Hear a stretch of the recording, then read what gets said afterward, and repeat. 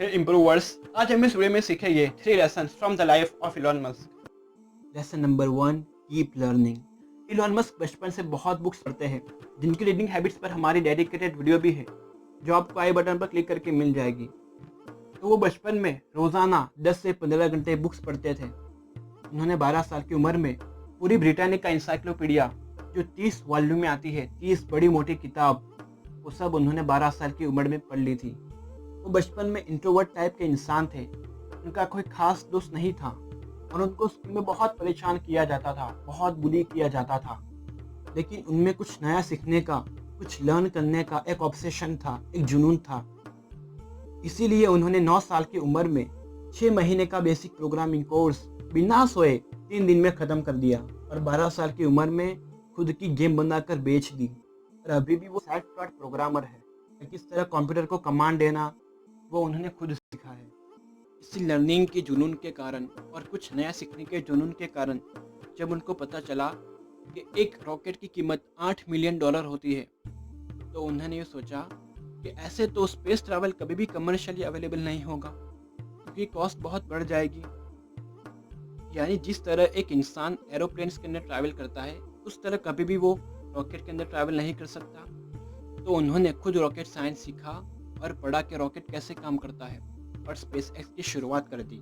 और space x के 4th try के अंदर सब कुछ दाव पर लगाकर इलॉन मस्क ने यह करके बताया, यानी कि रीयूजेबल रॉकेट बना दिया, जो नासा और रशिया की स्पेस एजेंसी भी नहीं कर पाई थी, जो कि गवर्नमेंट के पैसे पर काम करती है। और कमाल की बात तो यह है कि स्पेस एक्स के अंदर चीफ इंजीनियर इलॉन मस्क है, यानी इंजीनियरिंग और डिज़ाइनिंग का सबसे बड़ा हाथ इलॉन मस्क का है। तो इससे हमें सीखना चाहिए कि अगर कोई इंसान किताबों की मदद से खुद रॉकेट साइंस पढ़ सकता है, सीख सकता है, तो आज का इंसान जिसके हाथ में फ़ोन है और इंटरनेट है, वो क्या कुछ नहीं कर सकता। अगर आपको भी कुछ सीखना हो तो बैठे क्यों हो, शुरू करो। Lesson number 2, be patient, keep taking risk. Elon Musk ने अपनी ज़िंदगी में सक्सेस से ज़्यादा फेलियर्स देखे हैं। कि जब उन्होंने x.com की शुरुआत की, जो आगे जाकर कॉन्फिनिटी के साथ मिलकर पेपाल बना, तो तब वो पेपाल के सीईओ थे।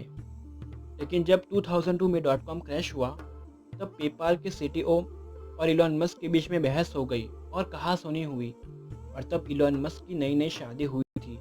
और जब इलॉन अपने हनीमून पर गए हुए थे, तब कंपनी के सीटीओ ने बोर्ड्स ऑफ डायरेक्टर को साथ लेकर इलॉन मस्क को सीईओ से हटा दिया और उनको कंपनी से निकाल दिया। और जो कंपनी इलॉन ने दिन रात एक करके बड़े मेहनत से इतने आगे ले गए थे, वही कंपनी में से उनको निकाल दिया। और पेपाल में से निकल जाने के बाद उन्होंने स्पेस एक्स की शुरुआत की और टेस्ला में भी बहुत सारा पैसा लगाया। तब उनको कई बड़े इन्वेस्टर्स ने क्रिटिसाइज़ किया। और जब नासा ने स्पेस एक्स को कॉन्ट्रैक्ट दिया, तब कई बड़े लोग, कई बड़ी पर्सनालिटीज स्पेस एक्स के खिलाफ थे, जिसमें नील आर्मस्ट्रॉन्ग, कि जिन्होंने चांद पर पहला कदम रखा था, वो भी स्पेस एक्स के खिलाफ थे। और एक इंटरव्यू में ये बात सुनकर इलॉन ऑलमोस्ट रो गए थे। Who don't like this idea. Neil Armstrong, Gene Cernan have both testified against commercial spaceflight in the way that you're developing it, and I wonder what you think of that. I was very sad to see that because those guys are, yeah, those guys are heroes of mine, so it's really tough. I wish they would come and visit and see the hardware that we're doing here, and I think that would change their mind. They inspired you to do this, didn't they? Yes. And to see them casting stones in your direction. It's difficult. Did you expect them to cheer you on? Certainly hoping they would. इतना ही नहीं, SpaceX के पहले 3 rocket launch बहुत बुरी तरह fail हुए थे और इलॉन के पास सिर्फ लास्ट के $40 मिलियन बचे थे। तो उनके पास 2 ऑप्शन थे, या तो दोनों कंपनी में पैसा लगाए या किसी एक कंपनी में पैसा लगाए। तो इलॉन ने दोनों कंपनी में पैसा लगाया और बहुत बड़ा रिस्क लिया। और अगर स्पेसएक्स का 4th लॉन्च फेल हो जाता, तो स्पेसएक्स हमेशा के लिए बंद हो जाती। लेकिन 4th लॉन्च के लिए इलॉन मस्क ने बहुत कुछ दांव पर लगाया और फॉर्चुनेटली ये सक्सेसफुल रहा। इसी तरह टेस्ला मोटर्स के पहले 2 मॉडल बहुत बुरी तरह फेल हुए लेकिन जो तीसरा मॉडल था वो बहुत ज़्यादा सक्सेसफुल रहा और इसने पूरे इलेक्ट्रिक कार इंडस्ट्री को बदल कर रख दिया। और इसी पेशेंट ने इलॉन को बैंकक्रप्ट होने से बचाया और बिलियनर बनाया। तो अगर इलॉन चाहते तो 180 बिलियन जो उनको पेपाल से मिले थे उसे यूज़ करके पूरी ज़िंदगी ऐशो आराम के साथ बिता सकते थे। अगर वो चाहते तो स्पेसएक्स के 3rd अटेम्प्ट के बाद उसको बंद कर सकते थे। अगर वो चाहते तो टेस्ला के 2nd मॉडल के बाद टेस्ला को भी बंद कर सकते थे।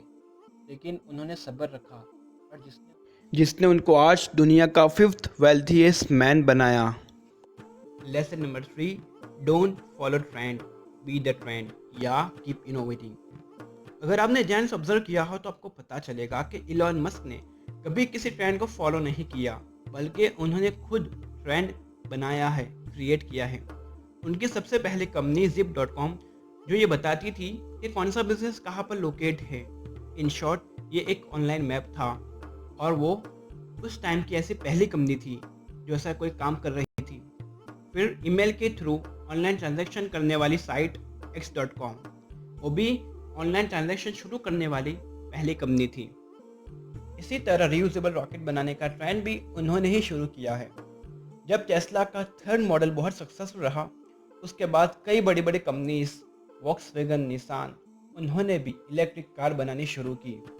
In short Elon Musk trend को फॉलो नहीं करते, उनका मेन गोल है इनोवेशन, कि किस तरह हम इंसान की लाइफ को अच्छी बना सकते हैं। और अभी भी ये कुछ ना कुछ नया एक्सपेरिमेंट करते जा रहे हैं, नया इनोवेट करते जा रहे हैं। जैसा कि सोलार सिटी जो कन्वेंशनल एनर्जी जो कोल और हाइड्रो पावर की मदद से पैदा होती है उसका यूज़ कैसे कम हो जाए इस पर फोकस कर रहे हैं। और अभी इस कंपनी का गोल है कि इस कंपनी के 5 साल खत्म होने से पहले 10% कन्वेंशनल एनर्जी का यूज़ कैसे कम हो जाए।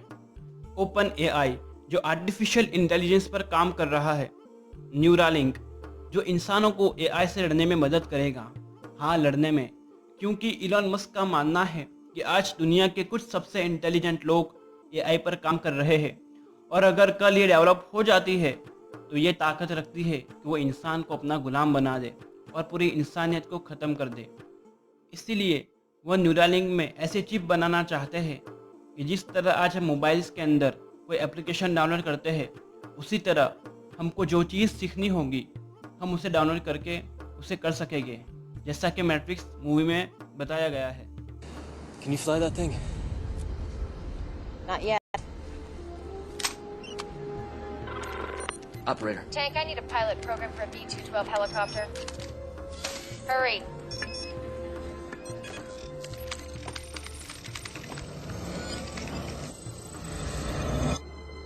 Let's go.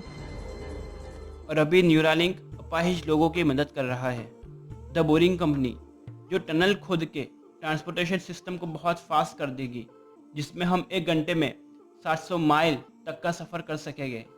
तो हमें भी हमारी ज़िंदगी में कुछ ना कुछ सीखते रहना चाहिए और नया ट्राई करते रहना चाहिए। कुछ नई स्किल्स सीखनी चाहिए जिससे हमारा दिमाग और मजबूत होगा और हम और मेंटली स्ट्रांग बनेंगे। तो आज हमने इलॉन मस्क की ज़िंदगी से 3 लेसन सीखे। नंबर 1, कीप लर्निंग, कि हमें हमेशा सीखते रहना चाहिए और कुछ न कुछ करना चाहिए नया, जिससे हमारा दिमाग और मेंटली स्ट्रांग हो। और एक कोट है, if you keep learning you keep earning. Number 2, be patient, never give up, हमें कभी हार नहीं माननी चाहिए। अगर एक टाइम हम फेल हो जाए तो क्या पता दूसरी बार हमने कभी सोचा ना हो मैं उतना मिले और हम बहुत कामयाब हो। Number 3, don't follow trend, keep innovating. Elon Musk ने कभी ट्रेंड फॉलो नहीं किया, इनोवेशन करना उनका प्राइमरी ऑब्जेक्टिव है और उन्होंने कई ट्रेंड्स क्रिएट किए हैं, बनाए हैं। इस वीडियो को बनाने का मेरा मकसद सिर्फ आपको एंटरटेन करना या नॉलेज देना नहीं है, बल्कि मैं और आप अपने को भी ऐसा बनाए कि हम भी एक एग्जाम्पल बने और हम भी कुछ इनोवेट करें जिससे हमारे देश का नाम, इंडिया का नाम रोशन हो। अगर अभी तक आप वीडियो देख रहे हो और अगर आपको वीडियो पसंद आई तो प्लीज़ वीडियो को लाइक करें, शेयर करें, चैनल सब्सक्राइब करें और नोटिफिकेशन बेल ऑन कर दें।